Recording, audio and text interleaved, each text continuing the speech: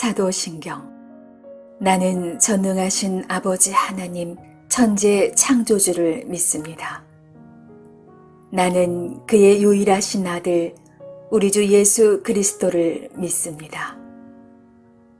그는 성령으로 잉태되어 동정녀 마리아에게서 나시고 본디오 빌라도에게 고난을 받아 십자가에 못 박혀 죽으시고 장사한 지 사흘 만에 죽은 자 가운데서 다시 살아나셨으며 하늘에 오르시어 전능하신 아버지 하나님 우편에 앉아 계시다가 거기로부터 살아있는 자와 죽은 자를 심판하러 오십니다.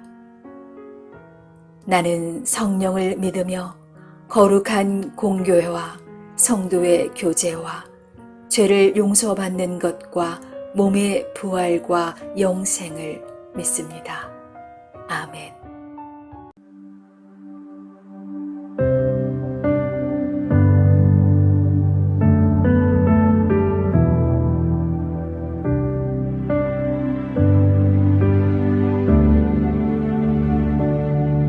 해가 뜨는 새 아침 밝았네. 이제 다시 주님 찬양. 무슨 일이나 어떤 일이 내게 놓여도 저녁이 올 땐 나는 노래해.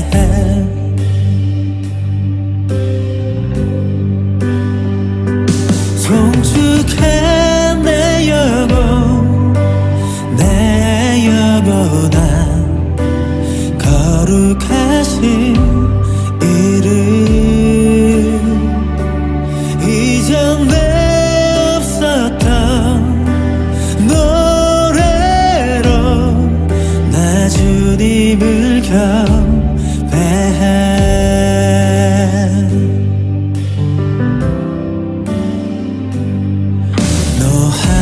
노하기를 더디하시는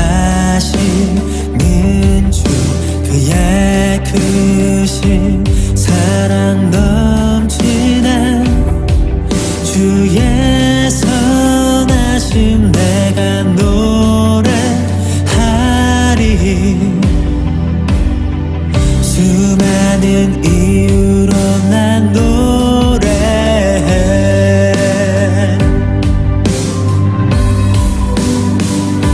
송축해 내 영혼, 내 영혼아. 거룩하신 이름 이전에 없었던 노래로 나 주님을 경배해.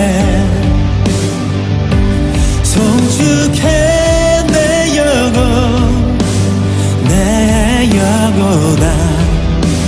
거룩하신 이름 이전에 없었던 노래로 나 주님을 경배해.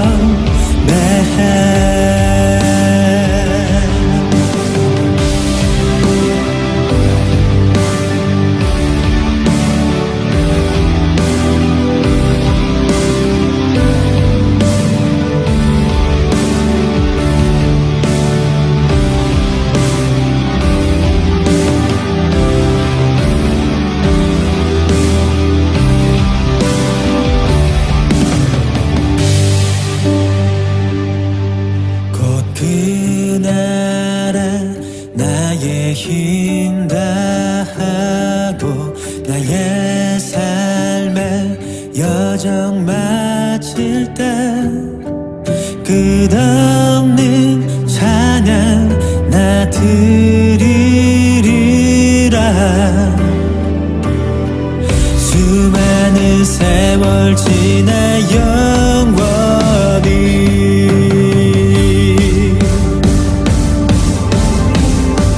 송축해 내 영혼, 내 영혼아.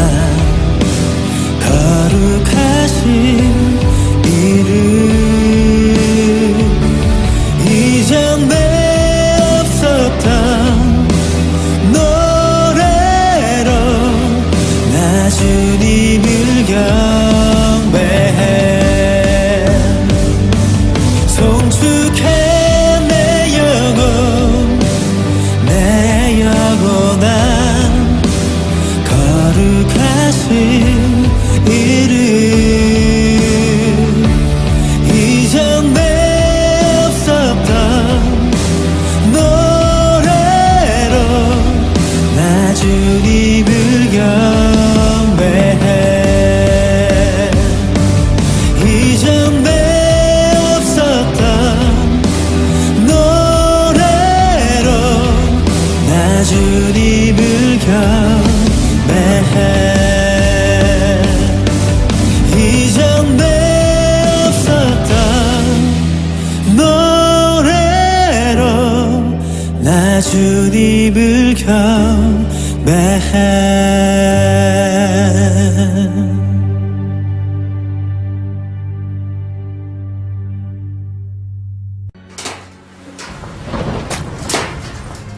여호와여, 주께서 나를 권유하심으로 내가 그 권유를 받았사오며 주께서 나보다 강하사 이기셨으므로 내가 조롱거리가 되니 사람마다 종일토록 나를 조롱하나이다.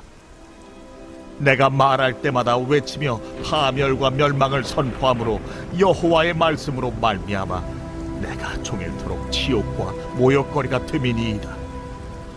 내가 다시는 여호와를 선포하지 아니하며 그의 이름으로 말하지 아니하리라 하면 나의 마음이 불붙는 것 같아서 골수에 사무치니 답답하여 견딜 수 없나이다. 나는 무리의 비방과 사방에 두려워함을 들었나이다. 그들이 이르기를 고소하라, 우리도 고소하리라 하오며 내 친한 봇도 단내가 실족하기를 기다리며 그가 혹시 유혹을 받게 되면 우리가 그를 이기어 우리 원수를 갚자 하나이다. 그러하오나 여호와는 두려운 용사 같으시며 나와 함께 하심으로 나를 박해하는 자들이 넘어지고 이기지 못할 것이오며 그들은 지혜롭게 행하지 못함으로 큰 치욕을 당하오리니 그 치욕은 길이 잊지 못할 것이니이다. 의인을 시험하사 그 패부와 심장을 보시는 만군의 여호와여, 나의 사정을 주께 아뢰었사온즉 주께서 그들에게 보복하심을 나에게 보게 하옵소서. 여호와께 노래하라, 너희는 여호와를 찬양하라. 가난한 자의 생명을 행악자의 손에서 구원하셨음이니라. 내 생일이 저주를 받았다면, 나의 어머니가 나를 낳았던 날이 복이 없었다면, 나의 아버지에게 소식을 전하여 이르기를 당신이 등남하였다 하여 아버지를 즐겁게 하던 자가 저주를 받았다면, 그 사람은 여호와께서 무너뜨리시고 후회하지 아니하신 성읍같이 되었다면, 그가 아침에는 부르짖는 소리, 낮에는 떠드는 소리를 듣게 하였다면 좋을 뻔하였나니, 이는 그가 나를 태에서 죽이지 아니하셨으며 나의 어머니를 내 무덤이 되지 않게 하셨으며 그의 배가 부른 채로 항상 있지 않게 하신 까닭이로다. 어찌하여 내가 태에서 나와서 고생과 슬픔을 보며 나의 날을 부끄러움으로 보내는고 하니라.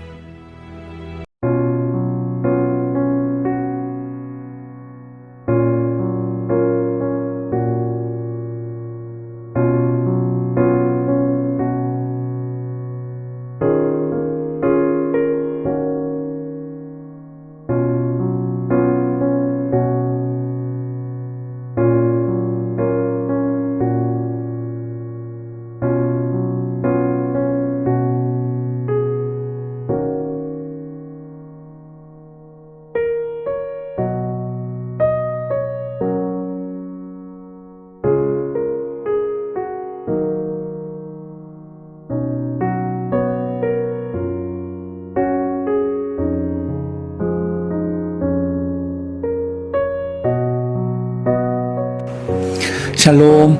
오늘도 복된 하루 하나님의 은혜와 평강이 우리의 삶에 넘칠 수 있기를 원합니다.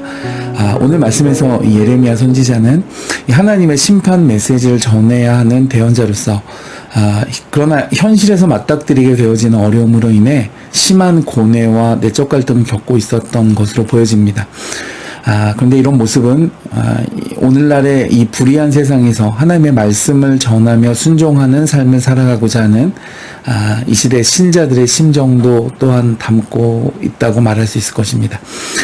그러나 오늘 이 예레미야 선지자가 고뇌하고 절망하는 방향으로만 그렇게 추락하기보다는 하나님의 동행하심에 대한 신뢰와 또 그 믿음을 회복하고 다시금 승리와 구원을 확신하게 되어진 것처럼 오늘날 이 믿음의 삶을 살아가는 신자들 역시 동일한 길로 나아가야 할 것을 깨닫게 됩니다. 물론 이 죄된 세상을 역행하는 일이 결코 녹록지는 않을 것입니다만은 그러나 모든 어려움을 종래에는 극복하고 오로지 의의 길로만 걸어갈 수 있기를 소망합니다. 오늘 말씀 7절을 보면 하나님께서 강압적으로 그 자신을 조롱거리가 되도록 만드셨고 그러므로 이것은 결국 하나님이 그 자신을 속인 것이 아니냐 예레미야 선지자가 항변하고 있습니다. 부름을 받을 당시에 이 약관의 청년이었죠. 그가 그래서 우리가 앞서 그 예레미야 1장을 보면 하나님의 부르심을 사양하고 그가 거부했음에도 불구하고 그를 강권적으로 선지자로 하나님께서 세우셨던 것을 우리가 기억합니다. 그렇기 때문에 이제 아마 그런 것을 토로하는 심정이었던 것 같습니다. 아니 싫다는 사람 불러다 일을 시켰으면 잘 되게라도 해주셔야지 어떻게 가는 곳마다 배척받고 위협받고 또 거부가 당하게 되느냐라는 것입니다. 그러나 이러한 예레미야 선지자의 뭐 이런 항변과 하나님 향한 토로 이런 것들은 그가 눈으로 보는 현 상황 곧 현실에 근거한 것이었습니다. 그렇겠죠. 자신은 충성스럽게 하나님의 뜻을 수행하고 백성들에게 회개를 요구했지만 근데 그럴수록 그들은 더 강팍해져만 가고 그에 따라 자신에게는 더 큰 고통만이 찾아왔기 때문이었습니다.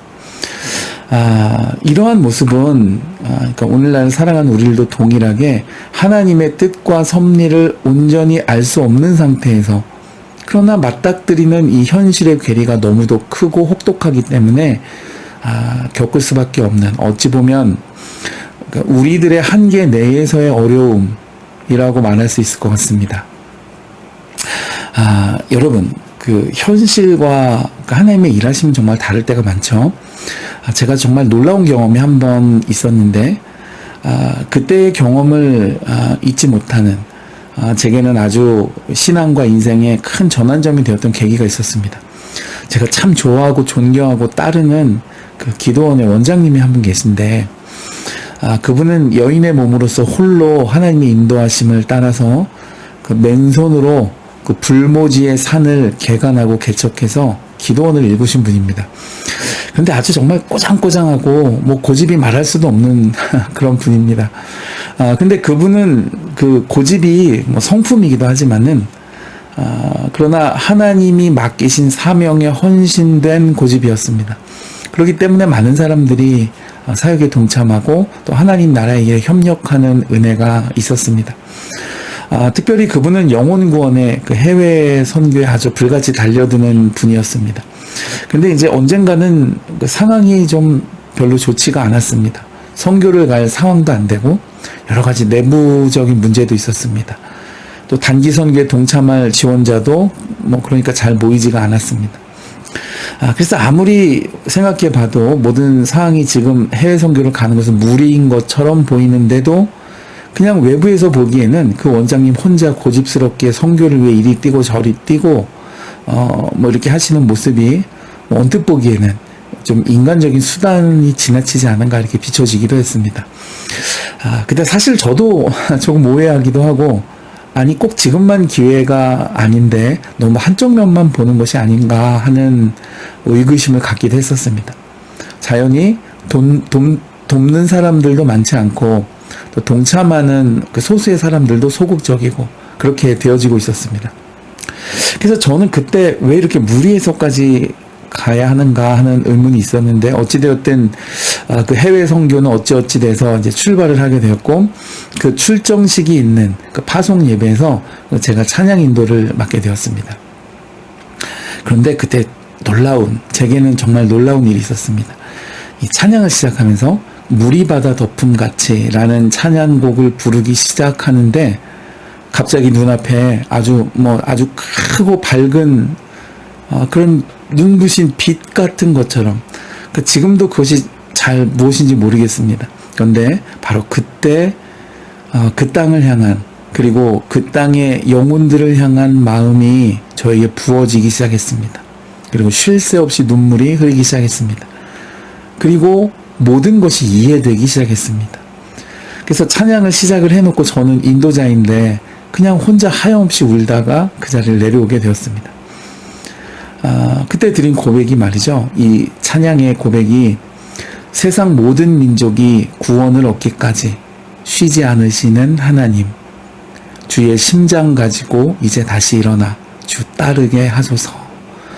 이 고백을 드리는데 정말 세상에 내가 지금 무엇을 하고 있는가, 그 땅과 그 영혼을 향한 하나님의 불붙는 마음이 알아지면서 얼마나 부끄럽고 정말 엉엉 울었는지 모릅니다. 그리고 그때 알았습니다. 여러분, 그러니까 함께 동역하면서 밤을 지새우고 때로는 더 험한 해외 오지로도 함께 그 선교에 동참하기도 했던 주위의 모든 스태프들이, 근데 그때는 어쩌면 하나같이 다들 반대하는 이번 선교, 그리고 저 원장님 나이가 들어서 고집으로 밀어붙이는 것처럼 오해하면서 수근수근 되는 모습들, 누구 하나 돕겠다고 나서지도 않고 그냥 될 대로 되라는 식으로 냉소적으로 반응하는 모습들. 근데 여러분, 제가 그때 그 순간에 그 땅을 향한, 그리고 그 땅의 영혼들을 향한 마음을 부음받고 나니까 가야겠는 거예요. 그러니까 누가 뭐라든, 상황이 어떻든, 사람들이 오해를 하든 말든 가야겠더라고요. 그리고 그것이 하나님의 마음이었습니다. 그리고 이제 그 자리에서 제가 다시 파송 찬양으로 그 선교팀을 파송하는 마지막 순서로 단에 올랐을 때에, 그때 이제 저는 신학생이었고, 그래서 이제 학기 중이었기 때문에 그 단기 선교를 신청하지도 못하고 함께 동참하지 못했습니다만은, 다음날부터 또 바로 수업이 있었습니다. 그래서 그 선교에 함께 가지는 못하지만, 그 자리에 올라서 갑자기 저도 모르게, 만약에 내일 그 출발을 할 때 짐 들어야 할 손이 부족하다면 나를 불러달라고, 그리고 뭔가 도움이 필요하다면 아무리 작은 것이라도 괜찮으니까 나를 불러달라고, 내가 그러면 그날은 학교 안 가고 수업도 안 가고 이 사역을 위해 함께 하겠노라고 사람들 앞에 선언을 했습니다. 그런데 여러분, 그때 그렇게 말하는 제 심정과 마음을 아마 아무도 몰랐을 거예요. 왜냐하면 전부 다 반응들이, 아니 저 사람 지금 저기서 저런 말을 왜 하나, 저기서 지금 왜 저렇게 하나, 파송 찬양 부르고 이제 끝내면 되는데, 그런 분위기였거든요. 하긴 여러분, 저도 그때의 찬양 중에 그 감동과 마음을 부음받기 전에는 이번 선교길에 부정적이었습니다. 그리고 그것을 막 앞에서 해 나가는 그 원장님이 고집스럽게도 보였습니다. 그러나 그때 그 찬양 중에 그 땅과 영혼을 향한 마음이 제게 부어질 때에, 이번 선교길에 뭐 비행기가 없다 그래도 가야 돼요. 돈이 없다 그래도 가야 돼요. 함께하는 사람이 없더라도 가야만 했습니다. 왜냐하면 하나님께서 그걸 원하시기 때문에. 그때 이후로 저는 하나님의 모든 사역에 하나님의 마음을 부어달라고 기도하게 되었습니다. 아무리 눈에 보이는 환경이나 여건이나 인간적 생각이나 판단이 있더라도 그 너머의 하나님의 뜻과 일하심을 두려워하면서 경외하고자 하는 태도와 마음을 품게 되었습니다. 사랑하는 여러분, 눈에 보이는 게 다가 아니고 환경이나 조건이 다가 아닙니다. 여러분, 혹시 내가 주의 일로 낙심한 분 계십니까? 혹시 뭐 흔들리는 분 계십니까? 아니면 예레미야 선지자처럼 주님께 따지고 싶으신 분 있으신가요? 그러나 예레미야 선지자가 하나님께 항변하는 그 끝에 하나님의 위대한 계획을 깨닫고 다시금 믿음과 신뢰를 회복한 것처럼, 여러분 그 순간에 하나님을 믿으십시오. 그리고 그분을 바라보십시오. 그분의 경륜과 섭리와 뜻이 열릴 때에 모든 것이 협력하여 선을 이루게 될 줄을 확신합니다. 그런 은혜가 있어지시기를 주님의 이름으로 축복해 드립니다.